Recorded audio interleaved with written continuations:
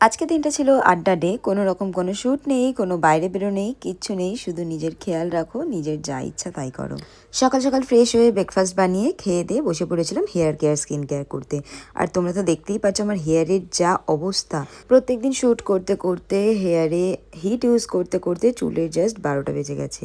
তো তাই জন্য গাছ থেকে কিছু অ্যালোভেরা ছিঁড়ে নিয়ে এসে তার জেলটা বের করেই রেখেছিলাম আমি অলরেডি সকালবেলায়। দেন তারপরে ওটাই আমি চুলে হালকা করে পার্টিশন করে করে লাগিয়ে নিলাম। চুলে অ্যালোভেরা জেল লাগিয়ে নেওয়ার পরে আমি বুঝলাম স্ক্রাব করতে। আর এই স্ক্রাবারটা না এত ভালো, মানে এটা একটা ডিটেন স্ক্রাবার, বাট আমি রেখেছি পন্ডস জেলের বক্সে, কারণ আমার বক্সটা এতটাই বড় যে আমি ওটা সব জায়গায় ক্যারি করতে পারি না। তো এটা একবার ক্যারি করার জন্য আমি এই বক্সে নিয়ে গেছিলাম, তো সেই জন্য বক্স থেকে ইউজ করছি। দেন স্ক্রাব হয়ে যাওয়ার পর লিপটাও একটু স্ক্রাব করে নিলাম অ্যান্ড দেন ফ্রেশ হয়ে এসে আমার জাস্ট ফেসটা দেখো কতটা ট্যান রিমুভ হয়ে গেছে। আর আমার ঠোঁটটা এত সুন্দর লাগছে যে আমার মনে হয় যেন রোজই একবার করে করি। রোজই লিপ স্ক্রাবটা করা উচিত, বাট আমি একদম সময় পাই না, তার জন্য করতে পারি না, বা ল্যাদ লাগে বলতে পারো। তো যাই হোক, তারপরে একটু বডি বাটার মেখে নিয়ে সানস্ক্রিন মেখে নিয়ে চলে যাব জ্যোতির বাড়িতে, কারণ জ্যোতির বাড়িতে আমার দুপুরবেলা ছিল নিমন্ত্রণ। তাই আমার সেদিন কোনো রান্নাবান্না কিছু ছিল না। সোজা শ্যাম্পু করে ফ্রেশ হয়ে স্কিন কেয়ার করে বেরিয়ে পড়লাম ওর বাড়ির উদ্দেশ্যে। ওর কিছু জিনিসও আমার থেকে নেওয়া ছিল, সেগুলো নিয়ে সোজা চলে গেলাম ওর বাড়ি।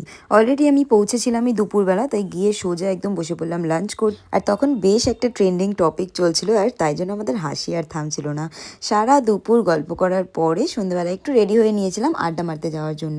আর বেরোতে না বেরোতেই এত ঝোড়ো হাওয়া দিচ্ছিল যে আমরা ছাতা নিয়ে তো বেরিয়েছিলাম ঠিকই, বাট বৃষ্টি হয়নি। আড্ডা মারতে বেরিয়েছিলাম তো ঠিকই, মাঝখানে মৌসুমীর সাথেও একটু দেখা করে নিয়েছিলাম, ওর থেকে একটা জিনিস নেওয়ার ছিল। আর তারপরে আমরা বেরিয়ে ফুচকা খাবো বলে এই রাস্তা ওই রাস্তা চারিদিক ঘুরেও কোনো ফুচকাওয়ালা বসেনি দেখে লাস্টে দুটো রোল কিনে নিয়ে বাড়ি চলে আসি। বাড়ি এসে আরাম করে বসে রোল খাচ্ছিলাম। রোল খেয়ে দেখি 9:30 অলরেডি বেজে গেছে, এবার আমাকে বাড়ি যেতে হবে। যাই হোক, আমি আবার চলে গেলাম র্যাপিডো করে সোজা বাড়ি। ওর বাড়িতে আমার একটা লাইট রাখা ছিল, সেই লাইটটা নিয়ে এসেছিলাম।